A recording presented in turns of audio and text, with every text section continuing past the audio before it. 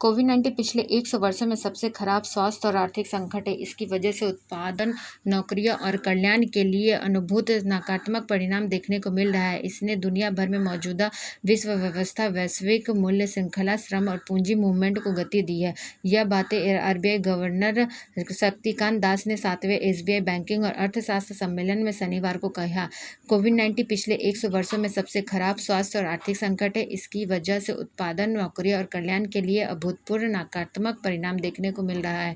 इसने दुनिया भर में मौजूदा विश्व व्यवस्था, वैश्विक मूल्य श्रृंखला, श्रम और पूंजी मूवमेंट को गति दी है। यह बातें RBI governor Shaktikanta Das 7वें SBI banking और अर्थव्यवस्था सम्मेलन में शनिवार को कहा है।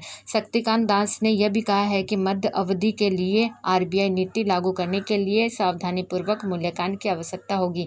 यह इस बात पर निर्भर करेगी कि आने वाले समय में संकट कैसे सामने आता है। आरबीआई गवर्नर का कहना है कि कोरोना वायरस महामारी के परिणाम स्वरूप उच्च एनपीए और पूंजी क्षरण होगा। पूंजी जुटान, बफर तैयार करना, ऋण प्रवाह और वित्तीय प्रणाली की मौजूदा सुनिश्चित करने के लिए काफी अहम है। भारतीय अर्थव्यवस्था ने प्रतिनिधित्व में ढील के बाद वापस सामान्य स्थिति में जाने के संकेत देने शुरू कर दिए।